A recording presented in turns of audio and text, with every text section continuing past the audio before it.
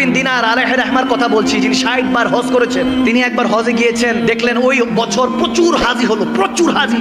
রাতে ঘুমাতে গেলেন 10ই জিলহজের পরের দিন। যখন ঘুমাতে গেলেন আওয়াজ আসলো গায়েব থেকে, কে জানি বলতেছে খাবের মধ্যে, স্বপ্নের মধ্যে, এই মালিক বিন দিনার, এই বছর যত হাজি আছে প্রত্যেকের হজ আল্লাহ কবুল করছেন একজন ছাড়া, সবার হজ কবুল একজন ছাড়া। তখন মালিক বিন দিনার খাবে স্বপ্নে জিজ্ঞেস করছেন, হুইজি, কে সে? তখন আওয়াজ আসতেছে মুহাম্মদ বিন হারুন বলখি আলাইহি রাহমা, এক আল্লাহওয়ালার কথা বলছেন যে হারুন বলখির হজ আল্লাহ কবুল করে নাই, তার মুখে মেরে দিয়েছে। তো যখন এই অবস্থা হয়েছে বলতেছে তাকে গিয়ে জানান। মালিক বিন দিনার ঘুম থেকে উঠলেন, ফজর নামাজ পড়লেন, খোঁজা শুরু করলেন। এখন যারা হজে গিয়েছে তারাই বিষয়গুলি জানে যে এক একটা তাবুক আলাদা থাকে। বাংলাদেশ থেকে যারা যায় তাদের তাবুক আলাদা, যারা ইয়ামান থেকে যায়, মিশর থেকে যায় তাদের তাবুক আলাদা, হিন্দুস্তান থেকে পাকিস্তান থেকে যায় তাবুক আলাদা। এক একটা দেশের এক একটা আলাদা আলাদা গোত্র আছে। ওখান থেকে প্রত্যেকে এরহাম বাঁধে, নিয়ত করে হজ করে। এখন খুঁজতেছে বলখিবাসীরা কারা। খুঁজতে খুঁজতে এক জায়গায় যখন দেখলো ওখানে বলখি লেখা, বলখবাসীরা, ওখানে গিয়ে জিজ্ঞেস করছে হারুন বলখি কি চিনেন? বলে হ্যাঁ চিনি, কিন্তু অনেক বড় আল্লাহওয়ালা, পরেজগার বান্দা, কিন্তু কিয়ামুল লাইল করে সারা রাত ইবাদত করেন, সারা দিন রোজা রাখেন। সুবহানাল্লাহ। এরকম অবস্থা, এত ইবাদত গুজার। বলতেছে বলেন কি?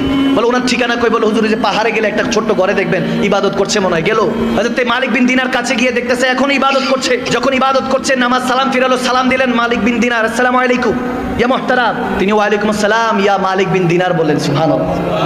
বলে আপনি আমাকে চিনেন নাকি? বলে জি, যিনি আপনাকে পাঠিয়েছেন আমি তারই বান্দা।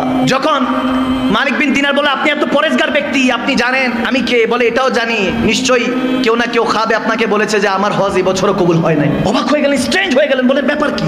আপনি খবর জানেন? বলে হ্যাঁ। দেখতেছে ওনার একটা হাত কাটা, হারুন বলখি তেনার ডান হাত কাটা। বলতেছে ঘটনা কি আমাকে বলেন। হারুন বলখি বলতেছে হুজুর বলতে পারবো না, বললে আপনি আমাকে হয়তো মারবেন, আমার গায়ে হাত তুলবেন। বলে না, যে এত বড় পরেজগার, যাকে সবাই ভালো বলছে, যিনি আমার খবরও জানে, তার হজ আল্লাহ কবুল করে নাই, ঘটনা কি জানতে চাই। বলে হুজুর শুনেন তাহলে, এটা আমার 25তম হজ, আমি 24 বছর ধরে হজ করছি। কেউ না কেউ আল্লাহ ওয়ালা এসে আমাকে বলে দিয়ে যাচ্ছে তোমার হজ আল্লাহ কবুল করে নাই। হারুন বলখি তোমার হজ তোমার মুখে মেরে দেওয়া হয়েছে, নাউজুবিল্লাহ, আল্লাহ কবুলই করে নাই। তিনি কান্না করে উঠলেন, হাউমাউ করে উঠলেন। বলে হুজুর 25 বছর আগে আমি শরাবী ছিলাম, শরাব পান করতাম, মদ পান করতাম, বেহুশ হয়ে থাকতাম, খুদের মধ্যে থাকতাম না, বেখুদ হয়ে যেতাম। হুজুর আমার হুশ থাকতো না। রমজানের ওয়াক্ত ছিল, সবাই ইফতারের জন্য তৈরি করছে, নিজেদেরকে প্রস্তুত করছে। আমি মদ পান করে যখন ঘরে প্রবেশ করলাম, ক্ষুধা পেয়েছে, খাবারের জন্য যখন হাত বাড়াচ্ছি, মাকে বললাম রুটি দাও, গোশত দাও। মা বললো শরম করো, হায়া করো, লজ্জা করো, সবাই রোজাদার, তুমি কেমনি ভাবে বেরোজদার মদ পান করে এসে তামাশা করছো, হায়া করো, লজ্জা করো। যখন বলছে, দেখেন অনেকে, আমি এই জায়গায় একটা কথা বলি, কোনো মা বাবা যদি তার সন্তানের সাথে কথা বলতে কার্পণ্য বোধ করে, চিন্তা করে যে আমার সন্তান এই কথাটা বললে হয়তো রাগ করতে পারে, আমি মনে করি সেই রকম সন্তানের মতো বদনসিব সন্তান আর জমিনে নেই। আওয়াজ দেয় না, ঠিক না? যে মা বাবা আপনাকে জন্ম দিল, সেই মা বাবা যদি চিন্তা করে যে আমার ছেলে আমার মেয়ে মনে হয় রাগ করবে এই কথা বললে, তার মতো বদনসিব আর নেই। মা বাবা আপনাকে হায়া করছে, আপনাকে ভয় করছে, নাউজুবিল্লাহ, তার মানে আপনার জান্নাত এখন আর সেই আল্লাহর কাছে চৌখাটে, আপনার ঘরে আর জান্নাতটা নাই, ঠিক না? ভাইয়ের আমার, বাবার আমার, মা যখন বলো হায়া করো, লজ্জা করো, সে হারুন বলখি বলে হুজুর আমি এটা শুনে রাগ মাথা উঠলো, আমি একটা থাপ্পড় দিলাম আমার মাকে, নাউজুবিল্লাহ, থাপ্পড় দিলাম। আমার মাটা তরপাইতে তরপাইতে উনুন, ওইখানে আগুন ছিল, চুলার মধ্যে পড়ে গেল। আমাকে কয়েকজন ধরাধরি করে, যেহেতু নেশায় ধুচ্ছিলাম, খবর নাই, বেহুশ, ঘরের মধ্যে আমাকে বন্দি করলো। পরের দিন ঘুম ভাঙলো, দেখি আমার স্ত্রী ওয়াইফ ব্যাগ গুছাচ্ছে। বললাম কি ব্যাপার, কোথায় যাচ্ছ? বলে যে মায়ের সন্তান হতে পারে না, সে বউর স্বামী কিভাবে হবে? আমি তোমার সংসার করব না।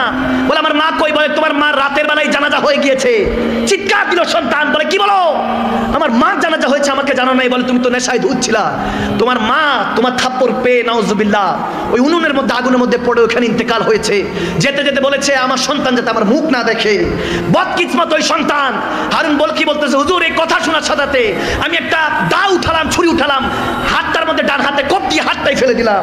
যেই হাত আমার মায়ের গায়ে উঠে, বাবার গায়ে উঠে, ওই হাতের দরকার নেই। এরপর সমস্ত সয় সম্পত্তি আমি দান খয়রাত করে দিলাম গরিব মাসাকিনদের মধ্যে। আজকে 25 বছর ধরে হজ করছি হুজুর, কেউ না কেউ আল্লাহ ওয়ালা এসে বলে যে আমার হজ কবুল হয় না, আল্লাহ মুখে মেরে দিয়েছে হজ।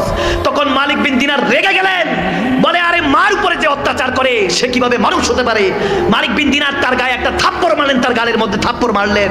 তখন হারুন বলখি বলে হুজুর এটারই লায়েক আমি অনেক বড় গুনাহগার, মার সাথে জুলুম করেছি, বাবার সাথে জুলুম করেছি, থাকতে বুঝি নাই, এখন চলে গিয়েছে, এখন হাউ মাউ করে কাঁদিয়েছি। মা গো একটাবার বলতে চাই তোমার রান্না খুব ভালো লাগতো।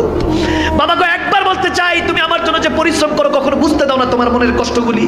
সেই মা বাবাকে হারিয়ে এখন বুঝি হুজুর, এখন আর তো কোনো কিছু করার নাই, দাঁত থাকতে দাঁতের মর্ম বুঝি নাই। আর যখন মালিক বিন দিনার এই কথা শুনে তার মুখের উপর থুতু নিক্ষেপ করে চলে গেল। রাতের বেলা যখন ঘুমালেন মালিক বিন দিনার এখানে দুনিয়ার চোখ বন্ধ করলেন, ওখানে কিসমতের চোখটা আল্লাহ খুলে দিলেন। দয়াল নবীকে দেখতে পেলেন। দয়াল নবী এসে আমার মালিক বিন দিনারকে বলতেছে, হ্যাঁ মালিক কি জন্য তুমি হারুন বলখিকে মেরেছো? বলি ইয়া রাসূলুল্লাহ মায়ের নাফরমান ছিল, মাকে হত্যা করেছে। বলে আমার নবী তখন মুচকি হেসে দিয়ে বলে সেই মায়ের উসিলাই সে জান্নাতি হবে, তাকে জানিয়ে দাও। তখন মালিক বিন দিনার বলে এটা কিভাবে সম্ভব ইয়া রাসূলুল্লাহ? বলে হাসরের ময়দানে যখন সে হারুন বলখিকে টেনে হেসে ওই ফেরেশতারা নিয়ে যাবে, মাকে উঠাবে, আল্লাহ বলবে এই মা তুমি বলো তোমার কি হিসাব নিকাশ। আল্লাহর কাছে সেদিন ওই মা চিৎকার দিয়ে বলবে আল্লাহ ওগো পারওয়ারদিগারে আলম ইয়া রাব্বাল আলামিন, আমার সন্তান আমাকে হত্যা করেছে, আগুনে নিক্ষেপ করেছে, হত্যা করেছে। তাকে কত কষ্ট করে 9 মাস 10 দিন 10 মাস 10 দিন পেটে রেখেছি, আমাকে সে কষ্ট দিয়ে হত্যা করেছে, আমি বিচার চাই। আল্লাহ বলবে এই বদবক্তকে উঠা, ফিনারে জাহান্নামা খালিদিনা, চিরস্থায়ী জাহান্নামে নিক্ষেপ কর। ফেরেশতারা টেনে হেঁচড়ে যখন নিয়ে যাবে তখন সে বারবার চোখের পানি ছেড়ে বারবার তাকাবে মার দিকে, একবার মার দিকে তাকাবে, একবার রাসূলুল্লাহর দিকে তাকাবে। তখন মালিক বিন দিনারকে আমার নবী বলতেছেন যে ওই সময় সে তার মাকে চিৎকার দিয়ে একবার তাকাবে, দুইবার তাকাবে, তৃতীয়বার চিৎকার দিয়ে বলবে মা গো ক্ষমা করে দাও, আমাকে ফেরেশতারা জাহান্নামে নিক্ষেপ করছে। মা তুমি কোথায়? আজকে আমাকে জাহান্নামে নিক্ষেপ করছে। তখন মা চিৎকার দিয়ে আল্লাহর দরবারে হাত তুলে বলবেন ও আল্লাহ আমি ক্ষমা করে দিয়েছি, তুমিও ক্ষমা করে দাও। ওগো নবী আপনি শাফাত করুন। আমার নবী বলে আমি সেই মার আত্মনাদ চিৎকার শুনে বলবো ভয় পাইস না, টেনশন নিস না, যেখানে মা সুপারিশ করেছে রব্বে কারীম ক্ষমা করে দিয়েছে।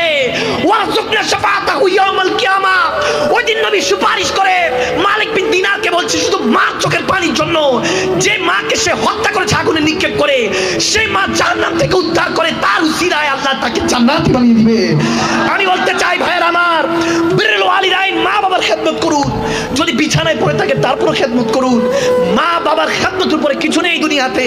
আপনি সাকসেস হতে পারছেন না, আপনার টেনশন ডিপ্রেশন ঘাস করছে, কিছু লাগবে না। আপনি যদি দেখেন আপনি কোনো কাজে হেরে যাচ্ছেন, যান মার কদমে গিয়ে চুমু খান, বাবার কদমে গিয়ে চুমু খান। ওই চৌখট জান্নাতের চৌখটে চুমু খাওয়ার সাথে সাথে রব্বে কারীম আপনার সমস্ত বোঝা মনের কষ্টগুলি হালকা করে দিবে। সুবহানাল্লাহ।